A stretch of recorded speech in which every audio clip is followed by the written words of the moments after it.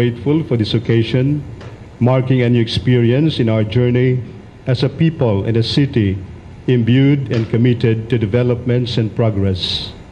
We pray that you will shower the leaders of this beloved city with your life-giving spirit, especially the city mayor, the city vice mayor, and the honorable members of the city council and all other local government officials who are entrusted to guard our political welfare and civic life. Fill them with a love of truth and righteousness, that they may serve you and the city ably and are glad to do your will. May they be enabled by your powerful protection to discharge their duties with honesty and ability. Endow their hearts with your spirit of wisdom, that they may lead us in renewing the ties of mutual respect, harmony, and solidarity. All the members of the council are present in today's session. Quorum is hereby declared.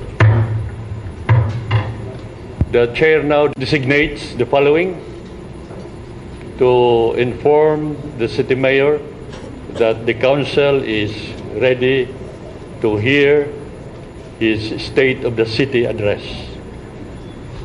Councilor Ruben R. Capay, who is the Majority Floor Leader, the Assistant Majority Floor Leader, Councilor Leah Doris Villar, and the President Pro Tempore, Councilor Claudio Larrazabal. At this point, the chair declares a recess.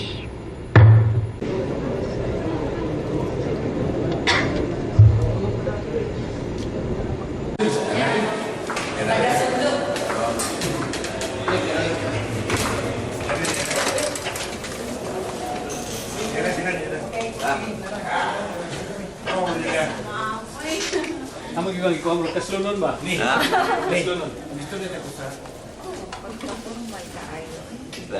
Ring. Ay hapon dia. Pon. Di man kami pagkuha dito.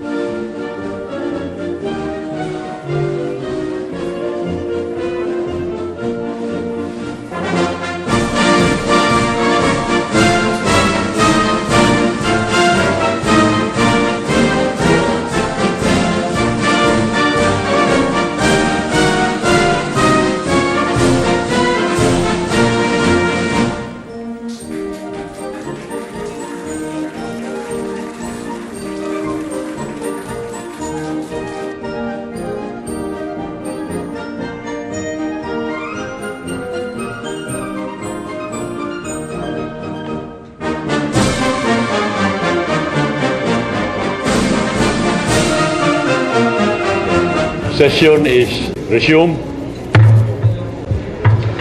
Ladies and gentlemen, our beloved City Mayor, Honorable Eric C. Corilla, in the State of the City address.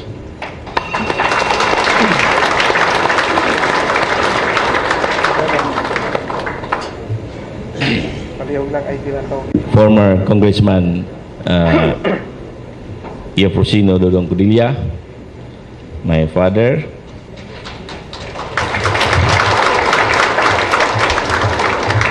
Mrs. Maria Bibi Corilla, my mother,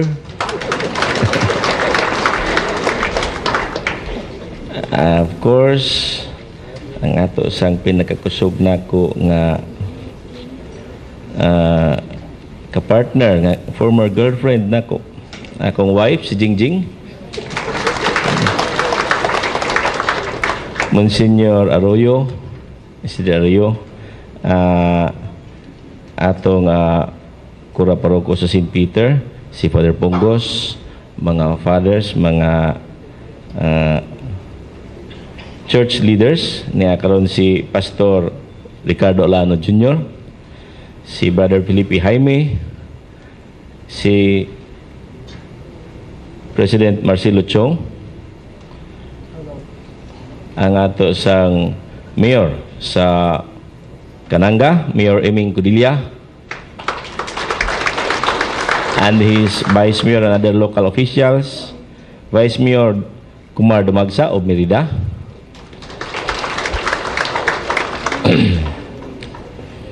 former city officials, Mr. Jose Serafica, Mr. Fernando Pading Parilla, Mr. Manuel Fiel, Engineer Rubincio Laurente, Mr. Robin Mindula, Attorney Anoy Coro, and Mrs. or Miss Filiadok,